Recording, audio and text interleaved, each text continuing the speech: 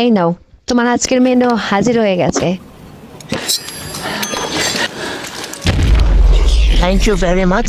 আজকে হবে শুধু ধামাকা, কারণ আজকে এক সাইডে আছে ভেজিটেবলস এবং আরেক সাইডে আছে চিকেনস, দুইটা ফেভারেট। তার উপরে লাল টমেটো সসের কারি। ওয়াও, এক কথায় অসাধারণ। আমার অবশ্য একসাথে সব ট্রাই করতে ভালো লাগে। সো আজকে আমি কনফিউজ ছিলাম যে কী করব, তাই আজকে ভাবলাম আজকে চিকেনস এবং ভেজিটেবল দুইটা একসাথেই ট্রাই করব। অবশ্য দোনোটি হলো শরীরের জন্য খুব উপকারী, তো একসাথেই উপকার নেব।